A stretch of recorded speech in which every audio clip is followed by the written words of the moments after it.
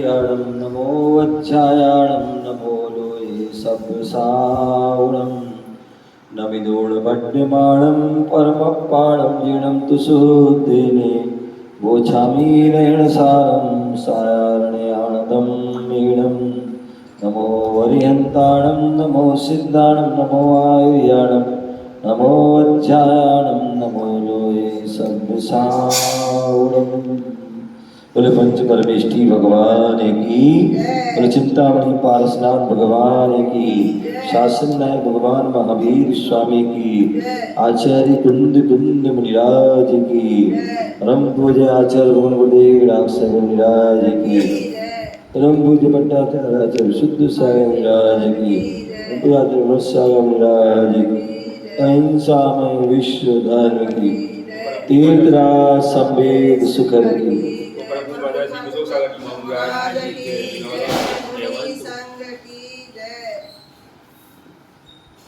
प्यारे बंधु, आज हम सभी पुनः भारत की राजधानी दिल्ली के निकट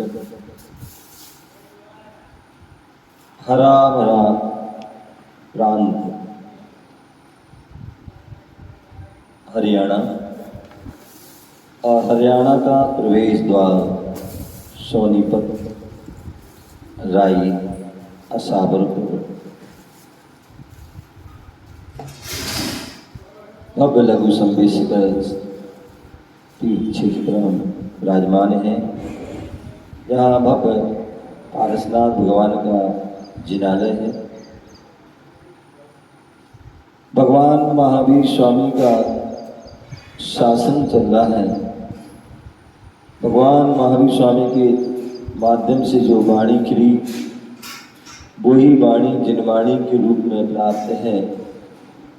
उसी जिनवाणी का हम रसपान कर रहे हैं।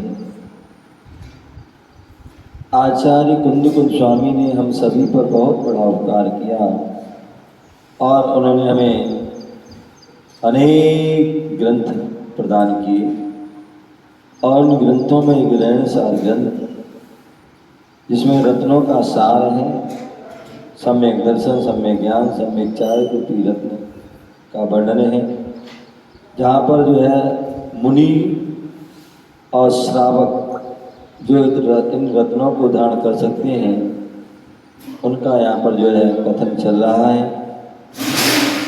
यहाँ पर 11वें नंबर की गाथा के माध्यम से आचार्य कुंद कुंद स्वामी ने श्रावक धर्म और मुनि धर्म के बारे में बताया। श्रावक धर्म दानम पूजम मुख्यम श्रावय धम्मो, दान देना और पूजा करना ये श्रावक का मुख्य धर्म है। इसके बिना वह श्रावक नहीं हो सकता। उसी प्रकार मुनि का क्या धर्म है? उलझाण झैणम मुख्यम जदि धम्मे, जो ध्यान और अध्ययन ये मुनि का धर्म है। यदि वह ध्यान और अध्ययन में लीन है तभी वह मुनिराज शोभा को प्राप्त होते हैं। इस प्रकार से यहाँ पर उसका जो है वर्णन किया। कल बात चल रही थी कि जो वर्तमान में पंचम काल में शुक्ल ध्यान नहीं हो सकता है, लेकिन धर्म ध्यान पंचम काल के अंत तक होगा। ऐसा हमारे आचार्य कुंद कुंद स्वामी ने और अनेक आचार्यों ने कहा। तो वो धर्म ध्यान जो शुभ ध्यान है, परंपरा से मोक्ष का कारण है, ऐसा हम धर्म ध्यान धर्म की क्रियाओं के माध्यम से करते हैं। चाहे वो श्रावक हो, श्रावक अपनी क्रियाओं के माध्यम से करते हैं और मुनिराज अपनी क्रियाओं के माध्यम से करते हैं। तो उसका फल क्या है? तो कल आचार्य भगवान ने यहाँ पर बताया था, शुभाश्रव, संवर, निर्जरा, देवताओं का सुख, ये सब उत्कृष्ट धर्म ध्यान का ही विपुल फल है। उसी प्रकार चारित्र भावना के बल से ध्यान में लीन होते हैं, उनके नए कर्मों का ग्रहण नहीं होता है और पुराने कर्मों की निर्जरा होती है और शुभ कर्मों का आश्रव भी होता है। इस प्रकार से कल बाकी ये भी बताया था कि जैसे मेघ पटल आकाश में जो है बादल, काले बादल आदि होते हैं, मेघ बनते हैं, लेकिन जैसी हवा चलती है पवन, तो वह जो है मेघ पटल उड़ करके दूसरी जगह चले जाते हैं और यहाँ पर जो है विलीन हो जाते हैं। वैसे ही ध्यान रूपी पवन से उपहत होकर कर्म मेघ रूपी जो है विलीन, कर्म रूपी जो मेघ हैं वो क्या होते हैं, विलीन हो जाते हैं। किससे? ध्यान रूपी पवन के माध्यम से। इस प्रकार से यहाँ पर कल कहा गया था। अब यहाँ पर आचार्य भगवान गुरुदेव विराग सागर जी मुनिराज इसी बात के लिए रत्नात्रय वर्धनी टीका के माध्यम से बता रहे हैं। इदानी मध्यनम निरूपति, अब जो है हम अध्ययन का निरूपण कर रहे हैं। क्या कर रहे हैं? अभी ध्यान का वर्णन किया, अब अध्ययन का वर्णन कर रहे हैं। स्वाहितकारी अध्ययनादि अध्ययनाधिक मेव स्वाध्याय। क्या बोल रहे हैं? जहाँ पर जो है निज का हित कारक है, ऐसा वह अध्ययन आदि कार्य ही स्वाध्याय है। क्या? स्वाध्याय, जहाँ पर अपना स्व का कल्याण का अध्याय प्रारंभ हो, ऐसा वह स्वाध्याय है। इसी बात के लिए यहाँ पर बोल रहे हैं कि निज हित कारक अध्ययन। गुरुजन जो है, मुनिराज आदि हैं, साधु संत हैं, त्यागी हैं, वो क्या करते हैं? वो स्वाध्याय करते हैं। किस लिए करते हैं? वह स्वाध्याय दूसरों को दिखाने के लिए नहीं करते हैं, अपने जो है अभिमान की पुष्टि के लिए नहीं करते हैं, अपनी प्रशंसा के लिए करते हैं, अपने सम्मान के लिए नहीं करते हैं, अपितु वह क्या करते हैं? निज हित कारक। इससे हमारा निज का हित होगा, इससे हमारा कल्याण होगा, इसलिए वह क्या करते हैं? निज हित कारक। हमारा हित कैसे होगा? तो हमारे जो धर्म की क्रिया षड आवश्यक का पालन करने से हमारा निज का हित होता है। तो इसलिए निज हित कारक अध्ययन आदि कार्य ही स्वाध्याय है। जिससे हमारा निज का हित हो, ऐसे अध्ययन आदि करना। क्या करना? अध्ययन आदि करना ही क्या है? स्वाध्याय। निरुक्तिकारों ने भी यह प्रतिपादन किया है कि जो अपने लिए हितकारी अध्ययन है वह स्वाध्याय है। क्या है? जो अपने हित के लिए अध्ययन किया जाता है वो ही स्वाध्याय है। यदि हम जो है सोचेंगे हम तो जो स्वाध्याय कर रहे हैं किस लिए कर रहे हैं, इनका कल्याण हो जाए, इनका हित हो जाए, या ये हमारी प्रशंसा करें, हमारा जो है सम्मान करें, या हमारा आदर करें, या हमारी अच्छी व्यवस्था करेंगे, तो ऐसे सोच कर यदि करते हैं तो वह जो है वास्तविकता में वो स्वाध्याय नहीं है और उससे तुम्हारा हित होने वाला नहीं। तो इसलिए यहाँ बोला है निज हितकारक अध्ययन। निज के हित के लिए जो अध्ययन किया जाता है वही स्वाध्याय है। और जो अपने लिए हितकारी अध्ययन है वह क्या है? स्वाध्याय। ऐसा नहीं हम कुछ भी पढ़ने लगे, उससे हमारा हित नहीं होगा। मान लीजिए आपने जो है राष्ट्र कथा के बारे में राष्ट्र कथा कर दी, आपने भोजन कथा कर ली, या स्त्री कथा कर ली, तो ऐसी उन कथाओं के करने से क्या वो आत्मा का कल्याण होने वाला नहीं। इसलिए सुकथा और विकथा दोनों का उल्लेख है कि जो अपने लिए हितकारी अध्ययन है वह स्वाध्याय है। यदि हम फ्री होते हैं तो क्या करते हैं? स्वाध्याय। और किस लिए कर रहे हैं? अपना कल्याण हो, अपना हित हो, इसके लिए। सर्वार सिद्धि ग्रंथ में 9वें अध्याय के 20वें सूत्र में कहा है,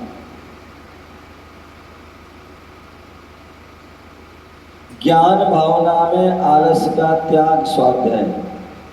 कितनी सुंदर बात। जहाँ ज्ञान की भावना है, पढ़ने की भावना है, सुनने की इच्छा है, और वो भी कैसे हैं?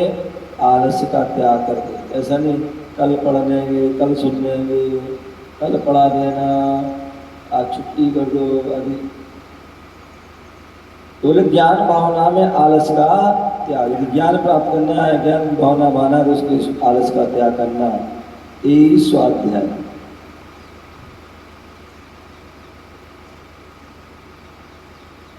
यह कहकर अपने स्वरूप पर प्रकाश डाला गया है।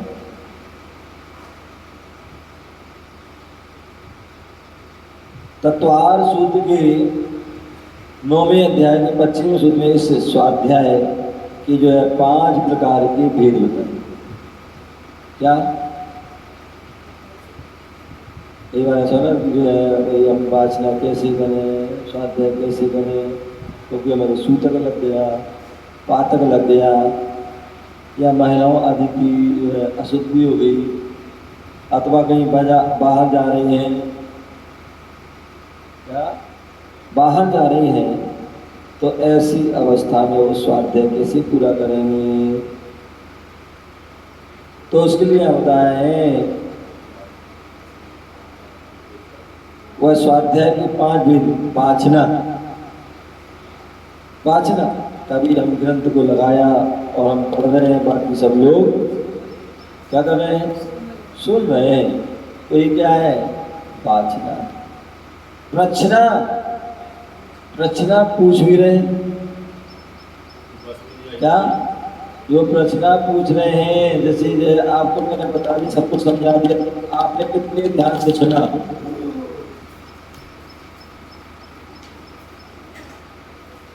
आपने कितने ध्यान से सुना?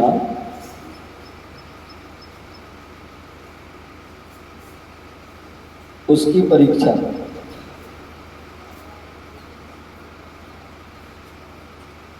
कितने ध्यान से सुन रहे, कितने कान से सुन रहे, उसके लिए आप उसकी परीक्षा लेते रहे, पूछते रहे, जिससे कि आप ध्यान सुनो। आप ध्यान से सुनते हैं तो बहुत सारा विषय आप ध्यान सुनने से याद हो जाएगा, या याद आ जाएगा। और ध्यान से नहीं सुनोगे तो आगे पाठ और पीछे सपाट।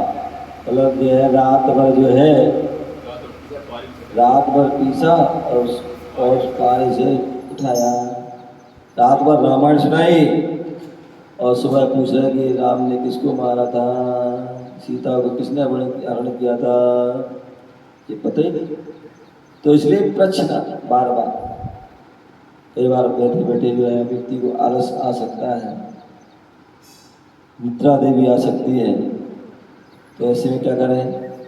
हम स्वाध्याय चल रहा है, क्लास चल रहा है और हमें नींद आ रही, प्रोजेक्ट चल रहा, नींद आ रही है, तो ऐसे में क्या करना चाहिए? प्रश्ना। क्या करना चाहिए? प्रश्ना। जो हमने पढ़ा उसमें से जो है पूछ लिया, कैसा तत्वास पढ़ा, तत्वास बताइए तत्व क्या है, इसका अर्थ क्या है, इसके भेद क्या है, प्रभेद क्या है।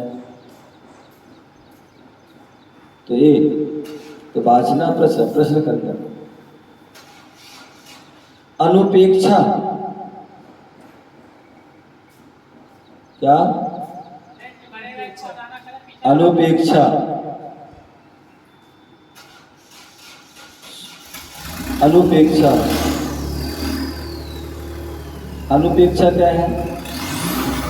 जो हमने पढ़ा उसका बार बार चिंतन करना, ध्यान करना। क्या करना? ध्यान चिंतन करना, ये अनुपेक्षा है। बैठे हुए हैं, 12 भावना का चिंतन कर रहे हैं, द्रव्यों का चिंतन कर रहे हैं, जीव द्रव्य क्या है, अजीब द्रव्य क्या है, पुत्र द्रव्य क्या है, परम द्रव्य क्या है, अधम द्रव्य क्या है, काल द्रव्य क्या है। उसका क्या कर रहे हैं? चिंतन कर रहे हैं। तो वाचना पचना अनुदेशा और आमनाएं, क्या आमना अनुपेक्षा, बार बार चिंतन कर रहा है। अनुपेक्षा अपने ज्ञान को सुरक्षित करना है, अपने वैराग को सुरक्षित करना है, तो अनुपेक्षाओं को भाना होगा। क्या करना होगा? अनुपेक्षाओं को भाना। तीर्थंकर मुनिराज आदि दीक्षा देते हैं, वो क्या करते हैं? अपने वैराग को मजबूत रखने के लिए, अपने वैराग को मजबूत करने के लिए, अपने ज्ञान को सुरक्षित रखने के लिए क्या करते हैं? अनुपेक्षा ध्यान करते हैं। आमनाएं, जो हमने उसको पढ़ा उसको हम कंठस्थ याद कर रहे हैं। क्या कर रहे हैं? जो हमने पढ़ा है उसको हम कंठस्थ याद करते हैं। ये आमना है। उसी प्रकार धर्मोपदेश, कितने सारे ऐसे लोग होते हैं, कभी मुनिराज आ रहे हैं जा रहे हैं, लेकिन व्यक्ति वह उन मुनिराज का सम्मान नहीं कर पाता, उनका आदर नहीं कर पाता है, आदर नहीं कर पाता है। जैसे बैठे वैसे बैठे थे, मुनिराज निकल जाते हैं। शास्त्र कहता, आगम कहता है कि यदि मुनिराज आते हैं तो क्या हमें उठ करके खड़े हो जाना चाहिए और उनके पीछे पीछे चलना चाहिए। शिष्य की मर्यादा होती है, ये मर्यादा। तो इसलिए धर्मोपदेश हो रहे हैं तो आप ये अच्छी बात है।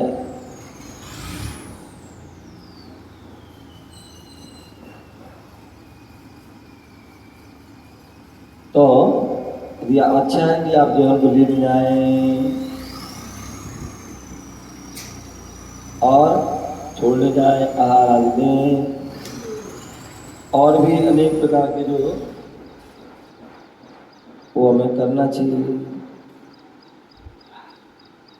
तो इसलिए क्या बोल रहे हैं? धर्म उपदेश, धर्म का उपदेश दे रहे हैं, जिससे कि हमारा कल्याण हो सके। और आज तक का इतिहास है कि जितने भी साधु संत बने हुए हैं, बन रहे हैं, वो सब क्या है? वो सब जो है धर्मोपदेश का प्रभाव। गुरु का उपदेश सुना और वो बहराग हो गए। गुरु उपदेश सुना, बहराग हो गए। सुकुमार आदि जो क्या है, जन्म हुआ, उसके गर्भ में आया, उसके पहले ही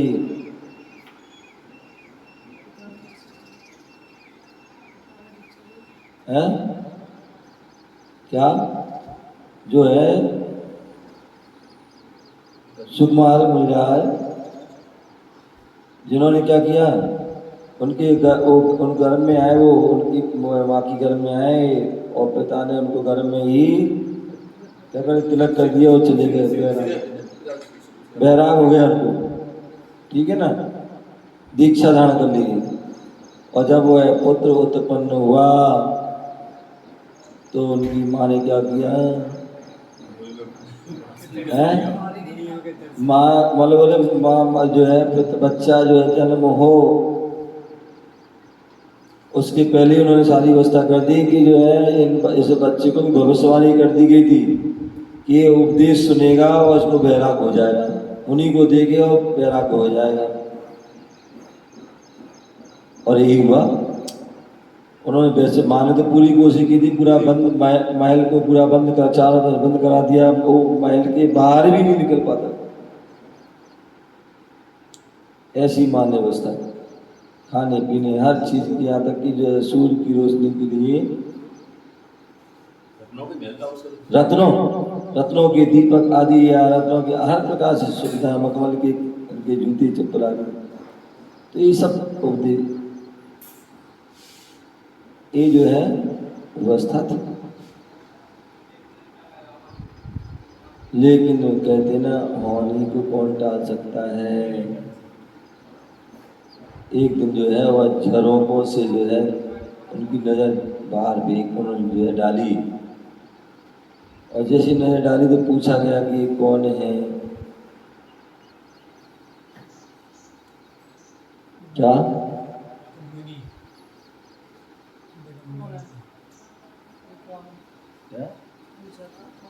हाँ, दासी से पूछा, इन्होंने नजर दृष्टि गई तो दासी से पूछा ये कौन है। दासी तो जो है देख करके रोने लगी, उदास हो गई। बोले क्या हुआ?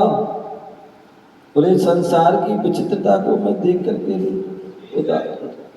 रुदन आ गया। बोले क्यों? बोले तुम्हारे पिताजी हैं। बोले तुम्हारे पिताजी हैं। बोले तो मैं इनको गेट के अंदर क्यों नहीं आने दे रहा? बोले जो है इनको जो है मना किया गया है कि इनको महल में प्रवेश नहीं करना। क्यों? बोले तुम्हारे गर्भ में आने के बाद भविष्यवाणी हुई थी। क्या हुई थी? बोले भविष्यवाणी हुई थी, और वो भविष्यवाणी हुई थी कि जैसे ही बालक मुनिराज को देखेगा, उनके उपदेश सुनेगा तो वैराग होगा। वहाँ उन्होंने जैसे मुनिराज को देखा तो उनके मन में अब तो आ गई, तो इनसे मिलना है, इनको देखना है। अब वो कैसी योजना बनाने लगा। अब क्या हुआ? अब वो मुनिराज तो चले गए जंगल में अपने जाकर के, वो अपने पढ़ने लगे, और वहाँ कल्याण मंदिर स्तोत्र आदि जो है उसको पढ़ रहे थे, और उसका अर्थ आदि उसका विवेचन कर रहे थे। जैसे ही उसको कल्याण मंदिर की जो बड़े लय से आदि जो पढ़ रहे थे, उसके अर्थ को सुना, उसकी महत्ता, उसके विषय सुना, तो उनको अपने आप को रोक नहीं पाए, और उन्होंने क्या किया? अपने महल से निकलने का उपाय खोजा,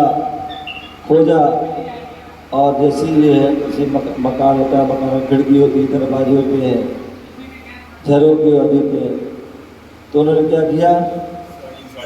जो है खिड़की में जो है अपनी पत्नी महिलाओं की जो साड़ी आदि होती है, उनको एक साड़ी दो साड़ी दो बांध तो ये क्या नीचे उतर गए। और जो सुकमाल मुनिराज जिनको जो है चावल का दाना भी, सरसों का दाना भी इनको चुभता था, सूरज की जो है सामान्य दीपक जो होते हैं उसको देखने पर उनकी जो है आंख में आंसू हो जाते थे। ऐसे वह सुकमाल मुनिराज उस रस्सी से उतर रहे हैं, हाथ छुल रहे हैं, और फिर जो है पीछे जो अपन देखते ना, जो खेत आदि होते हैं, और खेतों में जैसे होते ना राहर के, कहीं गेहूं के, कहीं किसी के ईख आदि के डंठल ले जाते हैं, और वहाँ उसमें जा रहे हैं, खेत में चलते आगे जा रहे हैं, डंठल से पैर उनके छिलते खूना खुच होते जा रहे हैं, और लेकिन फिर भी वह रुके नहीं और पहुंच जाते हैं अपने वहाँ। और जैसे उनको देखते हैं, सब देख करके जो उनको जो है निहारते हैं, उनकी विकराल छवि वैराग को देख करके उनको, और वैराग में उनके उपदेश को सुन करके उनको जो है वैराग हो जाता है, और वहीं जो है निर्वस्त्र होकर के कपड़ों को उतार लिंग को धारण करते हैं, और वहीं जो मुनि दीक्षा लेकर के वहीं बैठ जाते हैं,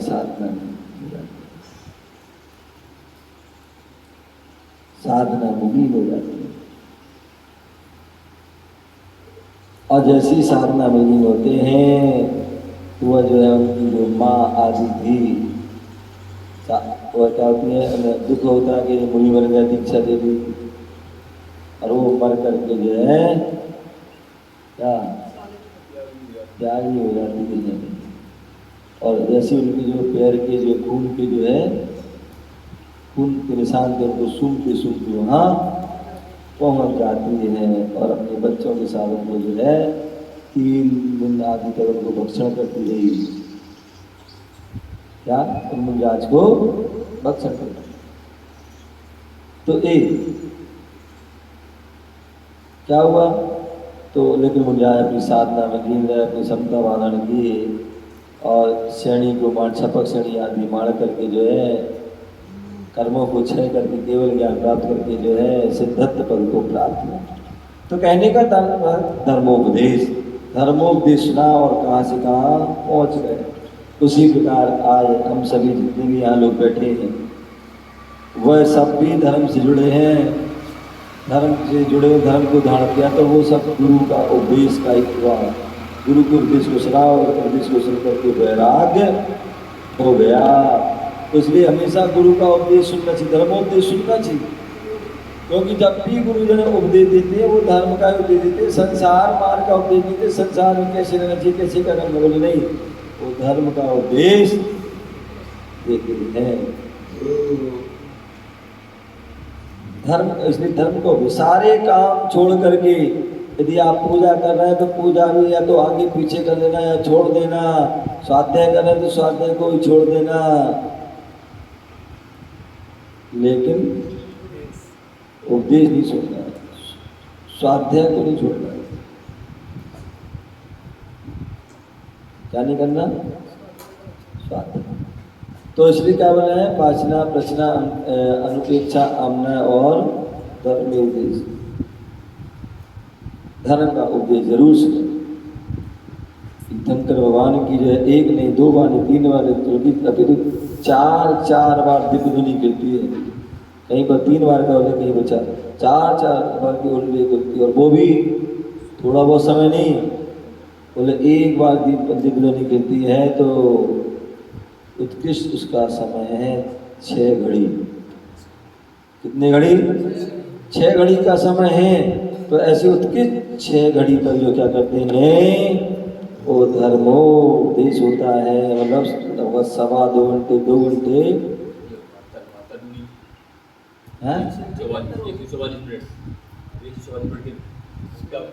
क्या 1-2 घंटे 24 मिनट लगभग, क्या 24 तो ये 2 घंटे 24 मिनट आदि जो है एक बार में होती है, और ऐसे दिन में 4 बार होती है, और सभी बड़े ध्यान से सुनते हैं, बड़े मनोयोग से सुनते हैं, और इसके अलावा भी यदि किसी ने प्रश्न कर दिया तो भी वह चलती रहेगी। ऐसी वह धर्म उपदेश, तभी उनका कल्याण, तभी हमारी विशुद्धि होती, तभी हमारे कर्मों का क्षय होता है, तभी हमें मुक्ति की प्राप्ति होती है। तो इसलिए वो है धर्मोपदेश हमें जरूर सुनना चाहिए। क्या आप जो है जिंदगी भर पूजा करते रहोगे, दर्शन करते रहोगे और भी तीर्थ यात्रा करते हो, जरूरी तुम्हारा कल्याण हो, लेकिन एक बार यदि हमने तीर्थंकर प्रभु की केवली की, सुत केवली की या गुरु की वाणी सुन ली तो निश्चित ही आपका जो है आज नहीं तो कल, कल नहीं तो परसों आपका कल्याण हो जाएगा, हित हो जाएगा। क्या हो जाएगा? आपका हित हो जाएगा। तो इसलिए हमें क्या करना चाहिए? धर्मोपदेश, धर्म का उपदेश हमें जरूर क्या करना चाहिए? सुनते रहना चाहिए। सारे काम छोड़ दो लेकिन धर्मोपदेश कभी मत छोड़ो। कौन सा उपदेश, कौन सा शब्द आपके लिए अंदर जो है घर कर जाए, क्या कर जाए? कौन सा उपदेश, कौन सा आपके लिए घर कर जाए और आपका जो है कल्याण हो जाए, समझ गए ना? कल्याण हो जाए। तो इसलिए जो है धर्मोपदेश जरूर सुनो। क्या सुनो? धर्मोपदेश जरूर सुनो। और आप देखिए बालक, युवा, पार्श कुमार के मुख से धर्म का उपदेश सुना, नाग नागिन कर गए, कल्याण हो गया, देव आदि पर्याय को प्राप्त हो गए। क्या?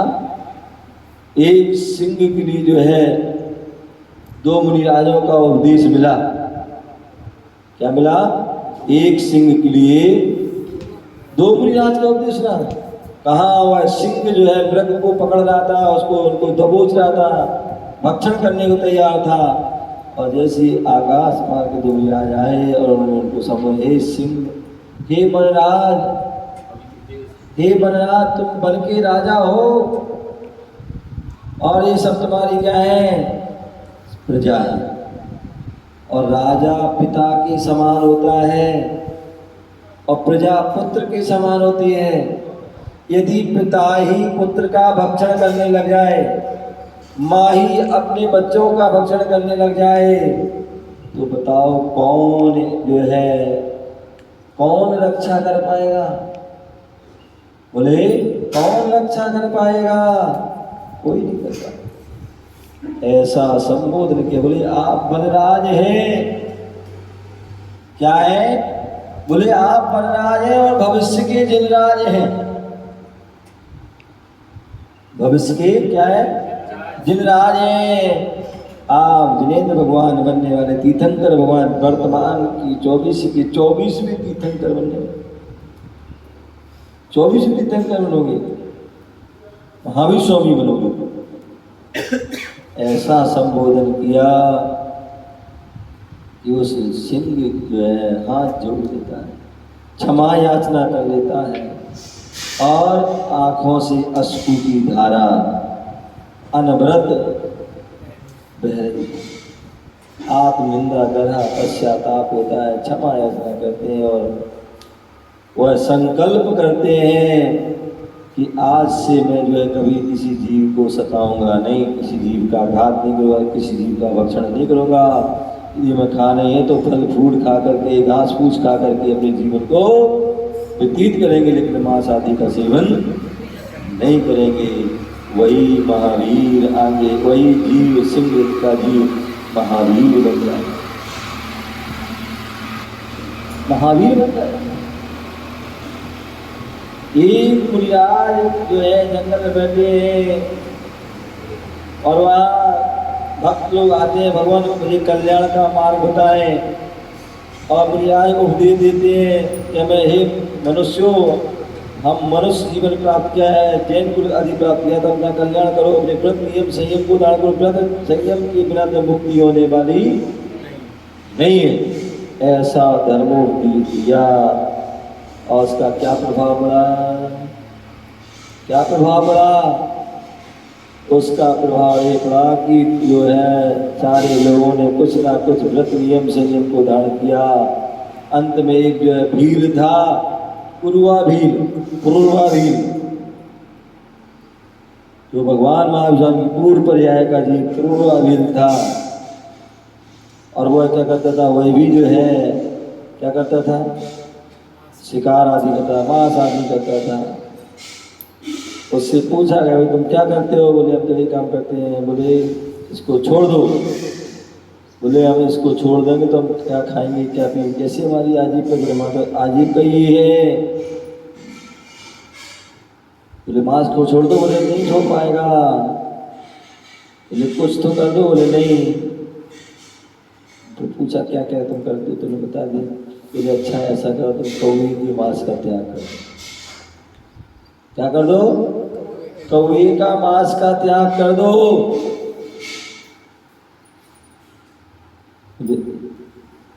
ये तुम उसको तो खाते नहीं, तो नहीं खाते? बोले नहीं खाते। बोले इसको त्याग कर दो। बोले हाँ ये अच्छा है। जैसे आते हैं बोला भाई, बोले महाराज लौकी का त्याग करा दो, हैं तोरी का त्याग करा दो।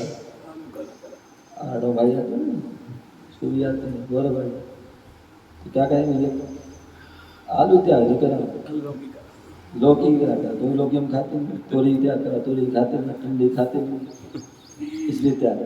तो ध्यान रखिए, बोले त्याग उसका बोले होता है जो हम खाते हैं, जो पसंद हो। लेकिन चलो उन्होंने कहा कोई बात नहीं, यदि तुम जो है कौवे का मांस दिखाते हो तो उसका ही त्याग कर दो। मांस तो मांस है, अशुद्ध है, उसका ही त्याग कर दो। बोले ये ठीक है, ये करते हैं, इसमें कोई दिक्कत नहीं, खाते हैं नहीं, त्याग कर। कहते हैं जब हम नियम लेते हैं तो उसकी परीक्षा होती है। क्या मालूम पड़ा? गौरव भाई आज भोजन रात्रि भोजन त्याग करके गए और मालूम पड़ा आज ही रात को लेट हो गए।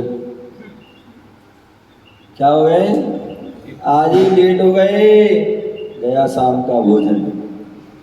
अथवा कहीं पार्टी में जाना पड़ा है, कहीं पार्टी में गए या किसी पार्टी के पास चले गए और वहाँ सारा सब कुछ रखा है तुम्हारे पास, लेकिन देखा कि भाई रात हो गई।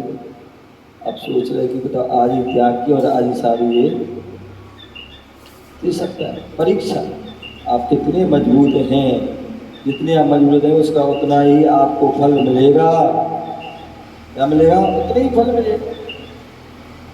तो जो है वहाँ परीक्षा हो गई। कभी का मांस का त्याग तो कर गए, मालूम पड़ा कुछ समय बाद वह बीमार हो गया।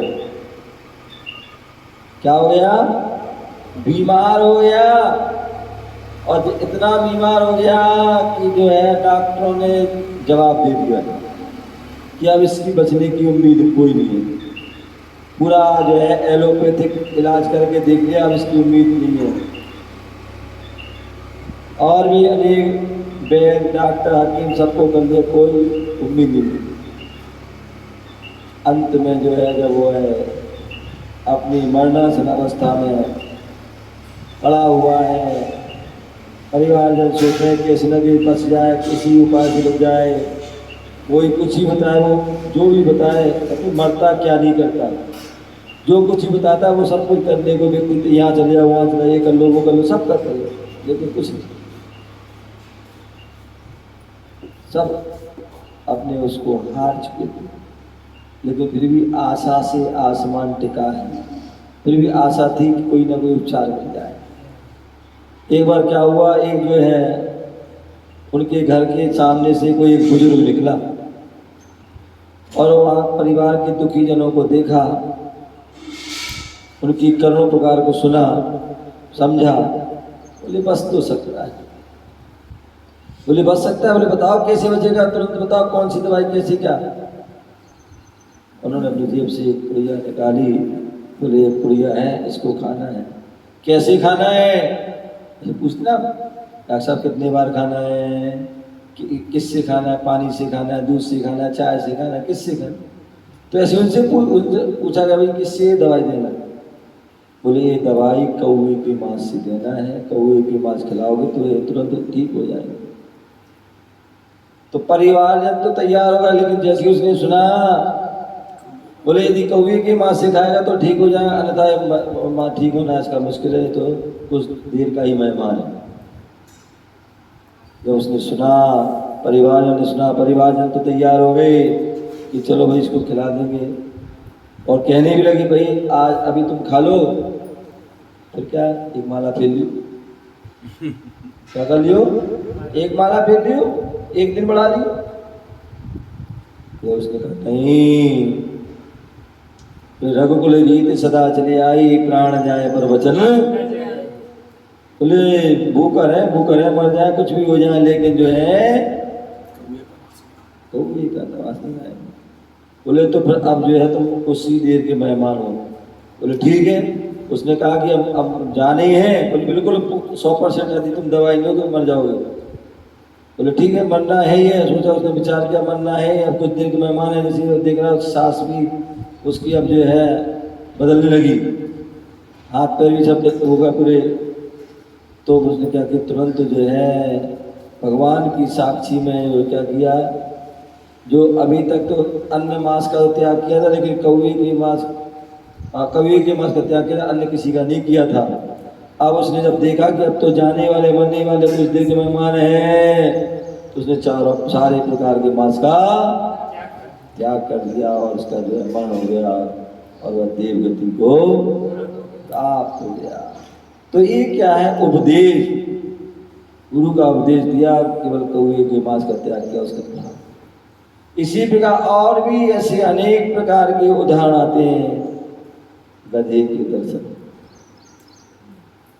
क्या केवल गधे के दर्शन करने जिनका नियम दिया था मनराज ने, और उसका प्रभाव ये हुआ कि उनको जो है अपार धन दौलत आदि सामग्री प्राप्त हो गई। किससे? उनके उपदेश के द्वारा, नियम के द्वारा। तो इसलिए हमें क्या करना चाहिए, ये वासना प्रचना अनुपेक्षित आमना धर्मोदेश, इनका विशेष जो है अध्ययन करना चाहिए, समझना चाहिए, तभी जाके हमें उसका वह लाभ होता है। इस प्रकार से हमें इस अध्ययन जो हमारा मुनियों का गुण है उस गुण के लिए धारण करना चाहिए, उसका पालन करना चाहिए, तभी हमारा आत्मा का हित होगा, तभी हमारे लिए ज्ञान की वृद्धि होगी, तभी हम दूसरों का भी कल्याण कर पाएंगे। अन्यथा स्वयं भी डूबेंगे और दूसरों को भी डूबो देंगे। तो इस प्रकार से 5 नंबर 6 नंबर आमना धर्मोपदेश ये 5 प्रकार की स्वास्थ्य हैं, इनका हमें समय समय पर पालन करना चाहिए और अपने जीवन का, अपनी आत्मा का कल्याण करना चाहिए। समय हो गया। जय गुरु महावीर भगवान की।